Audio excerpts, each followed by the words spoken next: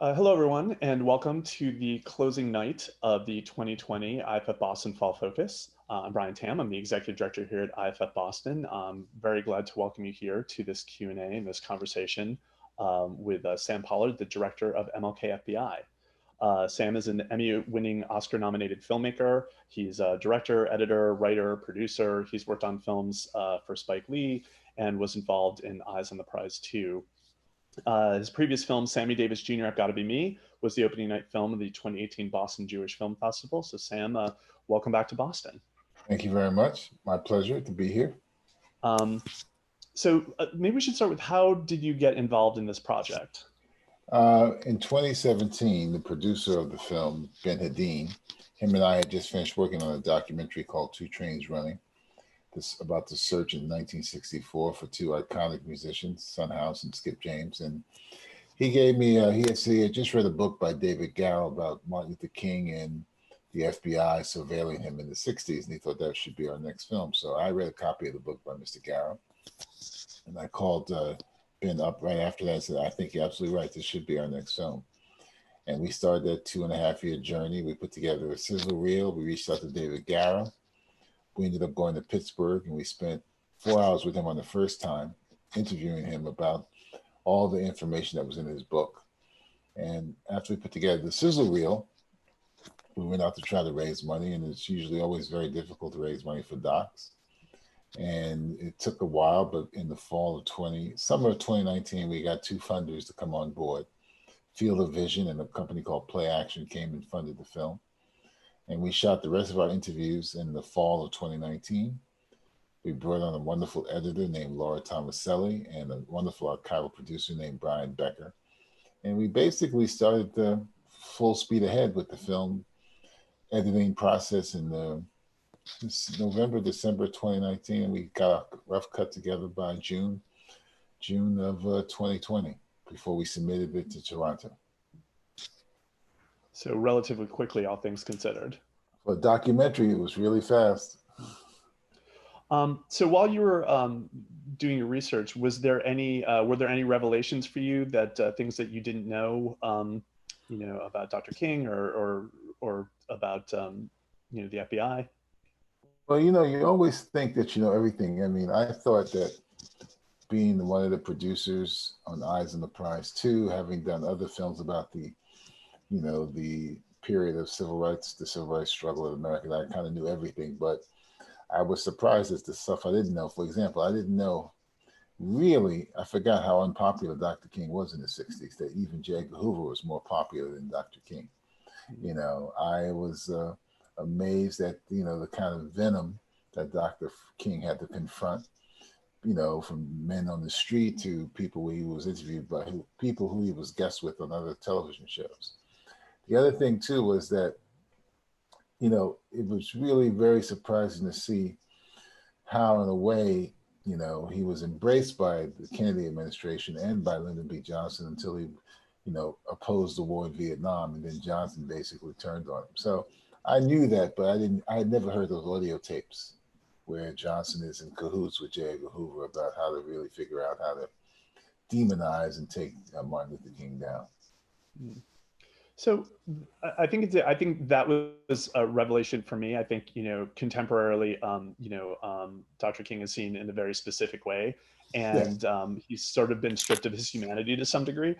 And so I'm wondering what you think the value is for us today to, to understand how he was viewed in his time as not, this positive figure of change by the establishment, but also to see his humanity. Like, how does it? Can you talk about the value of us today to know that about him? Yeah, I just think it's important as a documentarian of many years that when I tackle subjects, tackle people like Dr. King or Sammy Davis Jr., that I, make it my job and my responsibility to see the complexity of these people, that they're just not how we see them in one way, these iconic, heroic figures, that they're much more human, much more complicated, much more nuanced than you would ever expect. And I think that over the years in making these films, that's been sort of part of one of my mantras, to dig into who these people are and to see them in all their shades of gray, as I would use, the phrase I would use. And do you see, I mean, obviously there's a lot of, there's a lot of parallels to what's happening today, going on. Is there ever? And so I wonder if, is this something that should give us, is this something that we should despair about, that these things continue, or is this something that should, maybe we can view in a positive light to say, this isn't the first time that we've been through this. Maybe there's some way that we can kind of get through this. I think I would respond this way. I think it's sort of like an emotional roller coaster. I think the first reactions would be, "Oh my God, are we living through this history again? How could this be happening in 2020?" But then the opposite side of that, as the roller coaster has gone down and goes up, you have to say, well, this is the thing that we should understand. History repeats itself. And part of our charge and our responsibility is to try not to let it happen again and to fight, both in the courts, both in the streets, to make sure that the changes that we proposed in America from the 50s and the 60s still take effect. And that the thing that you need to remember also is that the struggle will always continue. It will never be an easy ride. The notion that American democracy will bear fruit in terms of how it's supposed to be lived will never be true, but it means a constant struggle, constant fight, And if you understand that, then you know that what we're going through is this cycle and you're trying to figure out how to break it. But the fight never stops. Mm-hmm. La luta continua. So I'd like to talk a little bit, shift gears and talk a little bit about, the filmmaking process. So this film has to be, or not has to be, but it is a little bit of a primer on the history of both the FBI and the civil rights movement. And presumably you have an audience, some of whom will be familiar with this and some won't. So how do you approach, how you give balance to kind of giving both sides of the story to make it clear to people, but while also keeping it engaging for people who maybe know some of the basics of it? Well, I think it's fascinating that, I think most people understand who Dr. King was on a certain level and that he's renowned for his I Have a Dream speech at the March on Washington. But I think what's sort of been an eye-opener to a lot of people is the fact that how the FBI was perceived back then, as this sort of mythological law enforcement force that was doing good the American way, was much more complicated, much more deceitful than anyone could have imagined. And I think to tear away that veneer, look at the FBI in a very different way, and J. Edgar Hoover and William Sullivan in a very different way is important. And I think that any of those of us who understand history and want to learn about history, this is sort of, in a way, kind of a primer to introduce you to the books and the other films that talk about the FBI and J. Edgar Hoover and Dr. King. To me, a documentary should force you to want to do homework, to really dig into the history and understand the subjects that these documentary filmmakers are tackling. That's interesting. So you don't see yourself as you didn't set out to make the definitive story of MLK and the FBI. I find that a misnomer. Lots of doc filmmakers like to think we're creating the most definitive story ever made. The reality is, and you know this, Brian, 10 years from now, somebody else will come and make another film about this particular period, and they'll find some other things that I didn't even grapple with. The Sammy Davis Jr. film, which I thought was pretty damn good myself, I do say so myself, someone else will find another angle on it. That's what's always fascinating about these stories, that if you dig into them, you can find other ways to tell them. So I don't believe that anything I do is definitive. I'm trying to make the best work possible. I'm trying to present the work as honestly and as forthrightly as I can. Now, it's up to other people to say it's definitive, not me. How much of that is a function of the way that you view your filmmaking style, and how much of that is just a function of the time? Like, we are a certain amount of time away from these events, and we will look at them in a certain way that wasn't true 10 years ago, may not be true 10 years from now. Like, do you see yourself as just kind of looking at a moment in time? Yeah, I would say that. I am looking at a moment in time. And the way one responds to that moment in time changes over time. So the way that this subject is looked at now After these tapes come out, if they come out in 2027, there'll be a whole different perspective when people are able to listen to these tapes if they come out and hear what was going on in those hotel rooms. I say that what you will hear is not the salacious stuff that people are concerned about, but you will hear Dr. King with his lieutenants, Clarence Jones, James Bevel, Andy Young, and Ralph Abernathy. You'll hear about the strategies that they were trying to deal with in places like Birmingham, in places like Selma, in places like Chicago. I think this will be a real window, opening a window to how they really figured out how to strategize, how to make things happen during the civil rights movement. I think that's interesting because it seems like your first thought would be that when these get released, it might kind of change the way that people view him. But I think if you're not pushing it towards here's the more prurient aspect of it, and some of the more strategic, as you talk about, that really changes things. How much do you think that's dependent on the way that the documentarians of 10 years from now or the media kind of approaches that? Or do you feel just having it out there will kind of find its own level? No, I think this is what will happen. Let's use another example. There's been in the past year on 2 television shows on HBO, Lovecraft Country and Watchmen, where they've dealt with the Tulsa Massacre. Mm-hmm. Now, all of a sudden, in the documentary realm, there's like 4 or 5 filmmakers who are now tackling the Tulsa Massacre because, as you know, in 2021, it'll be 100 years since it happened. Mm-hmm. Now, all of these filmmakers will bring their own particular perspective and subjectivity to that story. I was telling someone today, in 1991, I did a film about the Tulsa Massacre for the American Experience, which is going to be rebroadcast in February. Now, my perspective on it, that was in 1991. Imagine the perspective of these filmmakers today on that same story. Mm-hmm. So it's amazing how it always changes. You have to remember that the thing that's really fascinating about the documentary that has evolved over the years from when I grew up with documentaries is that the documentary filmmaker is really like a lot of fiction filmmakers. Many of them are auteurs. And what they do is they bring their own personal perspective to the material. Even though it's supposed to be the real stuff, they bring their own particular perspective to it. So everyone who's tackling the Tulsa Massacre now will be different. The same thing will happen when these tapes come out in 2027. Documentary filmmakers will tackle it in very different ways. And do you have a desire to go back and either re-edit that documentary or make a new documentary, or conversely, would you have an interest in 10 years from now remaking this film, or would you feel you've said your piece and you want to move on? I don't remake them. I move on. That's fair. That's fair. I don't feel like like some filmmakers feel the need to go back in and rejigger the material now. I'm one of those filmmakers, I've made the film, on to the next film, on to the next subject. If someone wants to pick up the mantle, or the baton, I should say, God bless them.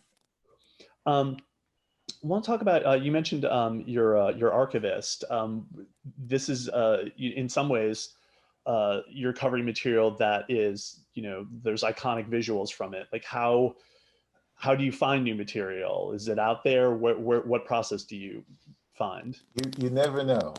You bring on, if you're lucky enough, and this really is the word, lucky. If you're lucky enough, you find an archival producer who will go to the ends of the earth to find new and fresh material. Lucky enough.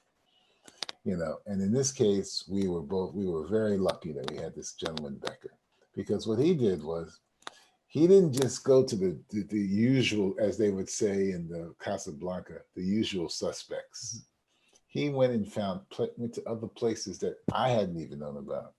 So when he found that material of King and his family, Coretta and his parents with the kids when they were young, playing in that basement or wherever they were playing, that playroom, that was material I'd never seen before. When he found the footage of King and Harry Belafonte on the Merv Griffin show, it'd probably been out there, and I might have seen it, but I didn't remember it. Mm. When he found the footage of the London police arresting James Earl Ray, that was like new material for me. He found some speeches of Dr. King I had never seen before. So to me, he was like he was like an anthropologist, digging and digging and digging and coming up with, you know, new urns and stuff, new things, new trinkets that you say, wow, your eyes just like light up.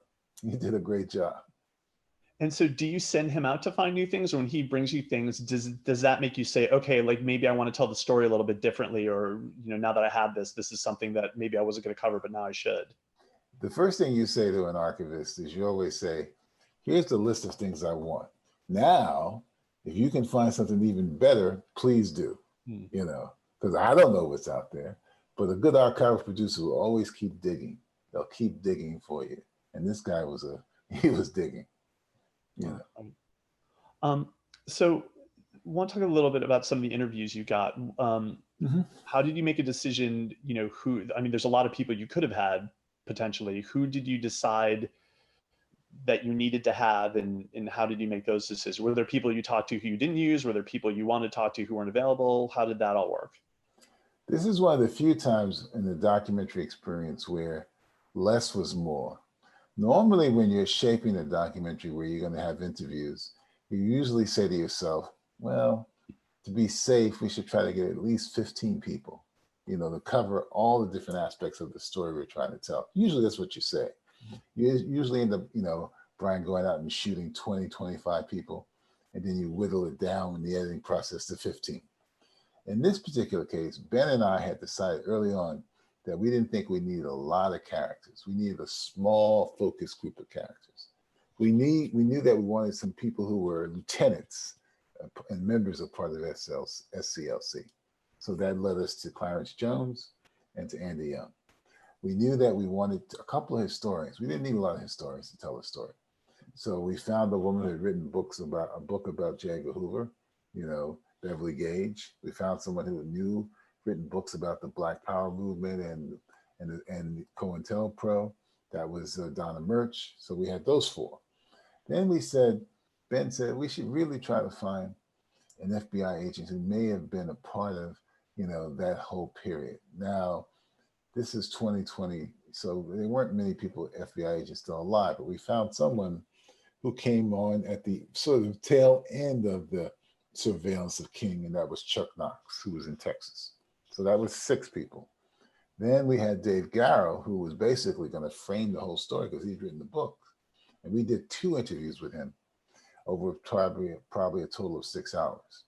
Then we did another journalist named Matt Pasquilla, if I pronounced it correctly, who had done stuff about informants, particularly Ernest Withers. So we interviewed him the same time we interviewed Garrow the first time. And then finally, Ben came up with the idea, why don't we reach out to the former FBI director, Mr. James Comey, see if he'll do an interview for us, because we knew he had this letter that Sullivan had written about to Dr. King, you know, to the King family, basically trying to make King supposedly kill himself. So we reached out to Comey, and lo and behold, he said yes. Now, initially, he said yes to an on-camera interview. Then he changed his mind, schedule, whatever, and it was only an audio interview. So we only interviewed him for about 35 hours, and that was a small group. We didn't think we needed any more people. And this is one of the few times that I thought that was really the correct decision. I think that makes sense. So I think maybe related to that, you know, when you're tackling a subject, whether it's, you know, Sammy Davis Jr. or MLK, do you try to change the style that you use to who they are, or do you just kind of let the material kind of speak and drag you in that direction? You're asking me some great questions, man. No, Are you a filmmaker? no, I'm not, but I'm a film lover. Yeah, you asked some great questions. Oh, thank you. And, you know, quite honestly, I try to change the style. You know, I'm a real cinephile, and I love movies. I love watching different directors and how they approach making films, and documentaries, how they approach making films. And one of the things I try to do is every time I'm making a film, try to figure out how to do it differently, you know, so it doesn't all feel the same approach. Now, you know, with most documentaries, you do, if particularly if it's a historical doc, you're doing archival and talking head interviews. That's what you usually do. This particular one, Ben and I both said to ourselves, let's try not to have anybody on camera. Let's do something like what they did in Black Power mixtapes, or what I had even done when I edited this documentary for Alex Gibney about Frank Sinatra, you know, where we only had audio of Sinatra. And when we interviewed everybody, it was only audio, Nancy and Frank and Tina. And so when we started to reach out to funders and said we were only going to do off-camera interviews, we got a lot of pushback. So to be safe, we decided, well, let's shoot them on camera anyway. And if we really get heavy pushback after we send a cut, we'll capitulate and put them on camera. But luckily, no one did. No one's basically said, "Oh, we need to put them on camera."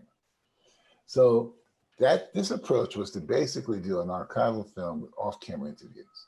Now, when I did Sammy Davis Jr., that was a more traditional approach, where we had archival footage and present-day interviews. When I did Two Trains Running with Ben, that was another different approach, where we had both impressionistic stuff we shot in Mississippi plus animation, you know, with the interviews and performances. We had live performances in that one. So every film I try to approach differently in terms of style, in terms of look, you know, in terms of, you know, what my visual palette should be, what my oral palette should be, you know, and sometimes I think it works really well. Sometimes I say, well, I'll never do that one again. You know? And so who's your next subject? What's your next project? There's nothing, you know, I've been basically doing a lot of consulting. I've been attached to a few projects as a director, but nothing's been greenlit yet. So I'm not going to really talk about them until they really happen. All right, we'll keep an eye on it. Well, I'm sure MLKFBI is keeping you busy. I know it's getting a national release in January. Yes, IFC is the distributor. Yes. Absolutely. So thanks to IFC for setting this up. We are still showing it at the festival. You can still watch it through 10 a.m. tomorrow. So if you've not already, please do so. And if you're watching this after this, please check it out in January. And Sam Pollard, it's been such an honor. Thanks for joining us. Thank you very much. Have a good day. Take care.